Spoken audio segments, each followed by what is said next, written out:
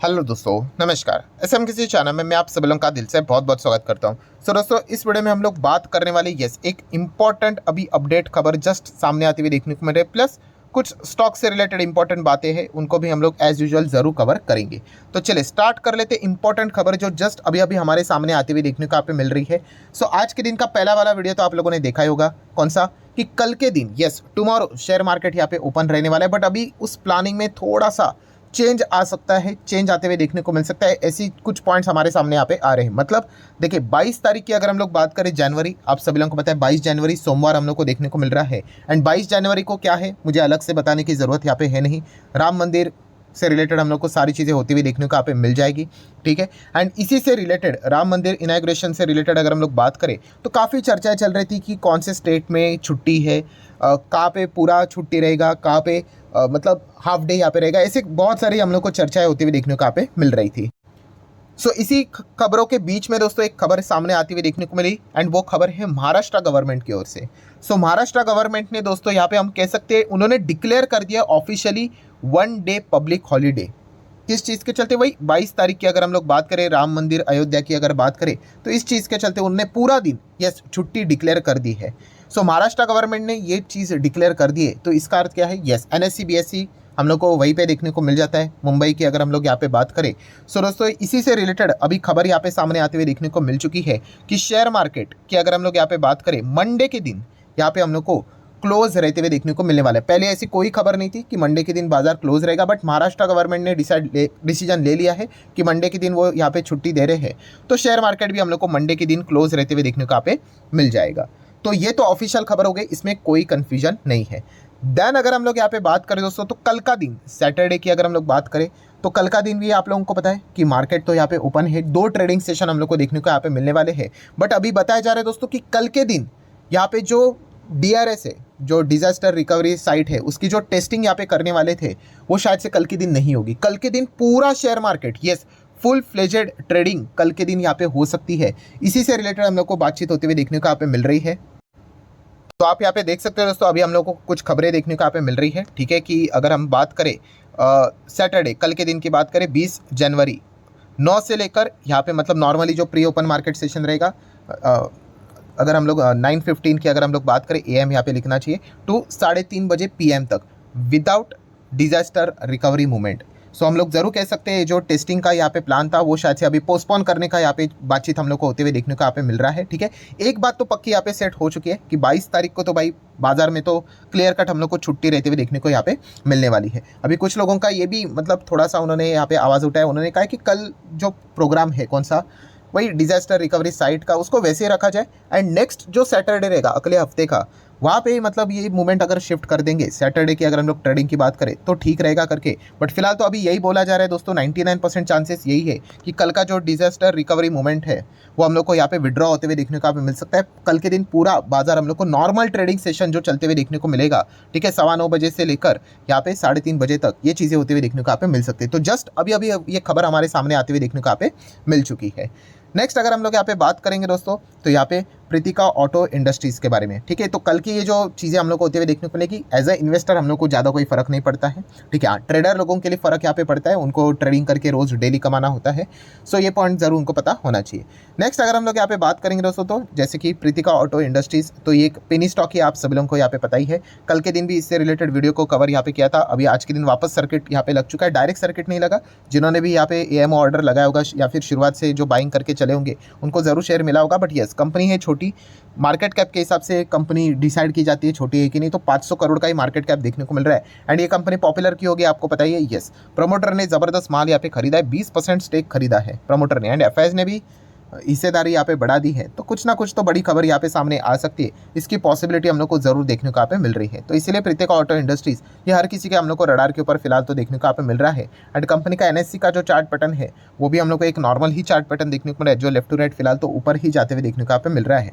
आप चाहो तो इस कंपनी को भी स्टडी यहाँ पे कर सकते हो। नेक्स्ट अगर हम लोग बात करेंगे दोस्तों, तो आरती इंडस्ट्रीज। आरती इंडस्ट्री केमिकल सेक्टर की काफ़ी अच्छी कंपनी, बट बैड लक हम यहाँ पे कह सकते हैं, जो ग्लोबल लेवल पे स्लो डाउन देखने को मिला, एंड वो भी इनके कैपेक्स अनाउंस करने के बाद तो इनकी डबल पिटाई होती हुई देखने को मिली। देन उसके बाद तो वो तो फार्मा लैब है, आरती फार्मा लैब, वो तो अलग से यहाँ पे लिस्ट यहाँ पे हो गया। सो आरती इंडस्ट्री में बहुत दिनों के बाद अच्छी 10% की तेज़ी, 11% की तेज़ी देखने को मिले एंड इस तेज़ी के पीछे का रीज़न है, सो जिस चीज़ का ये इंतजार कर रहे थे भाई, बड़ा ऑर्डर मिलेगा मिलेगा, तो एक बड़ा कॉन्ट्रैक्ट इन्होंने सिक्योर यहाँ पे कर लिया है। लॉन्ग टर्म कॉन्ट्रैक्ट है, कितने का है, 6,000 करोड़ का।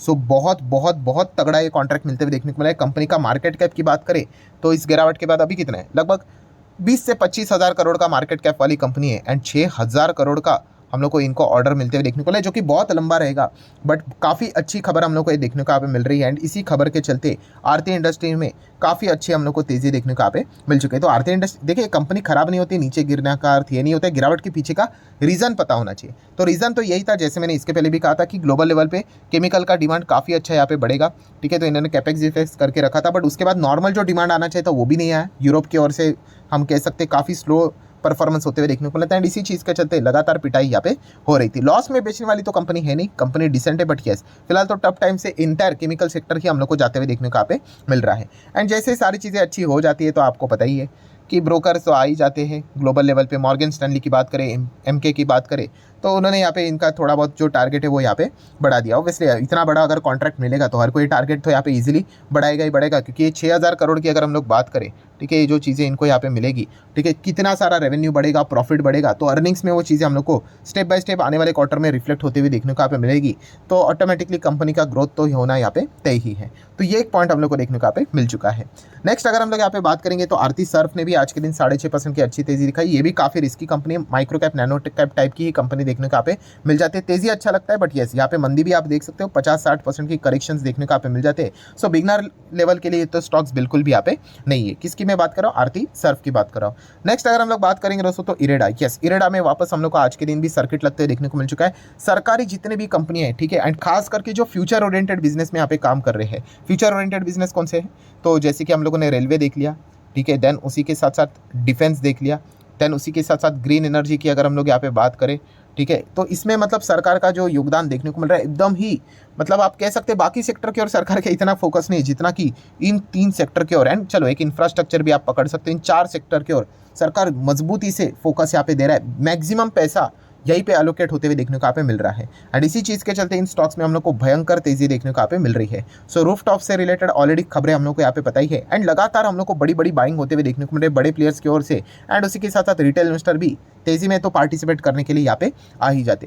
तो ये कंपनियां खराब नहीं है, प्लस माइनस तो यहाँ पे चलता ही रहेगा। जो जितनी ज़्यादा तेजी दिखाएगा, करेक्शंस भी उतने ही बड़े लेवल के हम लोग को देखने को यहाँ पे मिल जाते हैं। तो ये भी पॉइंट हम लोग को जरूर पता है यहाँ पे होना चाहिए। यहाँ पे तो कोई मैंडेटरी ओएफएस वाला तो झमेला तो है नहीं, ठीक है, 75 का जो रेशियो है वो ऑलरेडी हम लोग को अचीव होते हुए देखने को यहाँ पे मिल चुका है। बट स्टिल कब मतलब सरकार चाहे तो भविष्य में कभी भी ओएफएस ला सकते हैं। अभी हम लोगों ने एनएचपीसी का बेस्ट एग्जांपल यहाँ पे देखा था, तो ये कुछ पॉइंट्स हम लोग को छोटे मोटे यहाँ पे पता होने चाहिए। तो भविष्य में अगर देखा गया जिस प्रकार से सरकार ग्रीन एनर्जी, क्लीन एनर्जी को प्रमोट यहाँ पे कर रहे हैं एंड इससे रिलेटेड जो फाइनेंस की बातें यहाँ पे चल रही है, जो कि कल के दिन में मैंने वीडियो बना के आपको बताया था, यस ग्रीन फाइनेंस, ठीक है। तो अभी आरईसी की बात करें, पीएफसी की बात करें, उनके ऊपर तो फोकस जाता ही नहीं है, वो भी बहुत अच्छा परफॉर्मेंस दे रहे।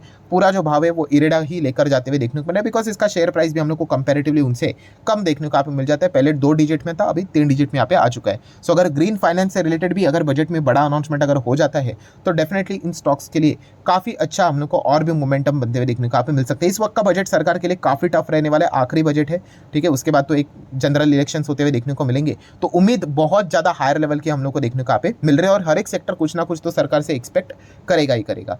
नेक्स्ट अगर हम लोग यहाँ पे बात करेंगे दोस्तों तो पॉलीकैब यहाँ पे क्यों चर्चे में आया था, इसकी स्टोरी अलग से बताने की यहाँ पे जरूरत नहीं है। देखिए ऑफिशियल खबर इतना ही है कि इनकम टैक्स डिपार्टमेंट ने जो दिसंबर जो मंथ था वहाँ पे उन्होंने रेड कंडक्ट की थी, 50 से ज़्यादा जो इनके ऑफिसेस देखने को मिल जाते हैं all over the pan India, ठीक है, दैट्स इट। यही इतनी ही ऑफिशियल खबर है। उसके बाद जो भी खबरें थी वो रिपोर्ट के जरिए थी कि इनको 1000 करोड़ का अनरिपोर्टेड सेल्स बताया है, 300-400 करोड़ का गफला हो सकता है, ठीक है, इतना डिमांड जा सकता है। ऑफिशियली इसमें से कोई भी खबर अभी तक देखने को नहीं मिली है, बट जैसे ही चीज़ें देखने को मिल गई तो स्टॉक में बड़ा बड़ा हम लोग को बिकवाली देखने को मिला। एक बड़े प्लेयर ने 337 करोड़ का माल बेच लिया, मतलब 8 लाख से ज़्यादा के शेयर्स उनके पास थे एंड इसी चीज़ के चलते काफ़ी चीज़ें हम लोग को होते हुए देखने को मिली थी। कल के दिन की बात करें पॉलीकैब के नंबर भी देखने को मिले थे, ठीक ही नंबर देखने को यहाँ पे मिले थे। ये अभी तक की कहानी थी। अभी पॉलीकैब के साथ साथ एक और कंपनी रडार के ऊपर आते हुए देखने को मिलेगी जो है डिक्सन टेक्नोलॉजी। आज के दिन डिक्सन टेक्नोलॉजी में भी 3-3.25% की अच्छी खासी गिरावट देखने को यहाँ पे मिल रही है एंड ये लगातार जो गिरावट हम लोग को डिक्सन टेक में होते हुए देखने को मिल रही है उसके पीछे का रीज़न पॉलीकैब टाइप का ही देखने को मिल रहा है। मतलब यहाँ पे इंस्पेक्शन होते हुए देखने को मिल रहा है। इंस्पेक्शन मतलब छानबीन आप यहाँ पे कह सकते हो, कौन कर रहा है? डीआरआई। सो डीआरआई आप सभी लोगों को पता ही है फुल फॉर्म की अगर हम लोग बात करें, डायरेक्टरेट ऑफ रेवेन्यू इंटेलिजेंस। सो वो यहाँ पे हम लोग को सर्चेस कंडक्ट करते हुए देखने को मिल रहे हैं। मैन्युफैक्चरिंग फैसिलिटीज जो देखने को यहाँ पे मिल जाती है डिक्सन टेक्नोलॉजी, वहाँ पे उनके सर्चेस कंडक्ट यहाँ पे हो रहे हैं। तो ठीक है भाई, क्या आरोप है इनके ऊपर, क्यों सर्चेस कंडक्ट कर रहे हैं? सो हम यहाँ पे कह सकते हैं the search is related to the classification of imported raw material used in a manufacturing of a specific product at the facility. ठीक है, but the company did not disclose the detail about the product or the raw material involved. ठीक है, तो मतलब ये कहने की कोशिश करें जो चीज़ें उन्होंने बाहर से इंपोर्ट की थी, रॉ मटेरियल की अगर हम लोग बात करें, ठीक है, तो इससे रिलेटेड जो प्रॉपरली जो डिस्क्लोजर होना चाहिए था वो उन्होंने यहाँ पे नहीं दिया। प्रॉपरली चीज़ों के बारे में डिटेल यहाँ पे नहीं बताए। ये मतलब आरोप आप बोल सकते हैं, या फिर इसी चीज़ के चलते यहाँ पे हम लोगों को छानबीन होती हुई देखने को मिल रही है, इन्वेस्टिगेशन होते हुए देखने को मिल रही डीआरआई की ओर से। ये फिलहाल तो मतलब प्राइमरी रिपोर्ट की ओर से हम लोग को सारी चीज़ें देखने को यहाँ पे मिल रही है। सो जैसे ही ये चीज़ें हो जाएगी तो डिक्सन टेक्नोलॉजी को भी पूछा गया भाई क्या चल रहा है करके, तो उन्होंने भी कहा है कि भाई हाँ सर्चेस तो यहाँ पे चल रहे करके, बट फिलहाल तो उन्होंने कहा है कि इस चीज़ के चलते कोई पैनिक करने की यहाँ पे ज़रूरत यहाँ पे है नहीं। हमने सारे रिकॉर्ड्स को प्रॉपरली यहाँ पे रखा हुआ है एंड इसका कोई भी सिग्निफिकेंट इम्पैक्ट फाइनेंशियल ऑपरेशंस के ऊपर यहाँ पे होगा नहीं करके। ये तो हर कोई कंपनी बोलती है, एक फॉर्मेलिटी तो यहाँ पे रहता है।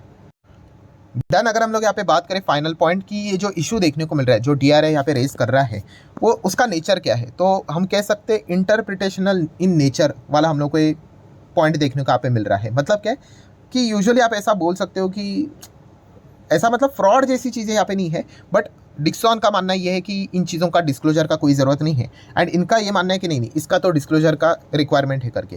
तो ये चीज़ें फिलहाल तो हम लोग को देखने को यहाँ पे मिल रही है। कंपनी ने तो इतना ही कहा है कि अभी तक सिर्फ सर्चेस कंडक्ट यहाँ पे हुए एंड जितना हो सके हम लोग डीआरआई को पूरी तरीके से यहाँ पे क्या करेंगे, कोऑपरेट यहाँ पे करेंगे। अभी आगे क्या होता है, क्या डीआरआई इससे रिलेटेड कोई आउटकम निकल कर लाता है कि नहीं ये डिस्क्लोज करना पड़ेगा, इससे रिलेटेड कोई चार्जेस है, पेनल्टी है, फाइन है और उसका अमाउंट कितना है वो मैटर करता है। अगर छोटे मोटे सा अमाउंट होगा तो कोई फर्क यहाँ पे नहीं पड़ेगा, अगर बहुत बड़ा अगर कोई अमाउंट आएगा तो फिर वो देखने वाली बात होगी। मतलब पॉलीकैब के साथ साथ अभी हम कह सकते हैं डिक्सन टेक्नोलॉजी के ऊपर भी फोकस यहाँ पे रखना पड़ेगा। एंड अगेन ऑफिशियल खबर एंड अनऑफिशियल खबर ये दो चीज़ें होती है। ऑफिशियली खबर आने से पहले अनऑफिशियल भी कुछ भी खबरें यहाँ पे सामने आ सकते हैं रिपोर्ट के जरिए, जिस चीज़ का खामियाजा पॉलीकैब को भी भुगतना पड़ रहा है। ऑफिशियल खबर की तो इंतजार पॉलीकैब भी खुद अभी तक यहाँ पे कर रहा है। सो ये भी चीज़ें अभी तक हम लोग को देखने को यहाँ पे मिल चुकी है। सो आशा करता हूँ दोस्तों वीडियो हेल्पफुल लगा होगा, तो चाहो तो आप इसको लाइक एंड शेयर कर सकते हो। मिलते हैं नेक्स्ट वीडियो में, तब तक के लिए बाय बाय।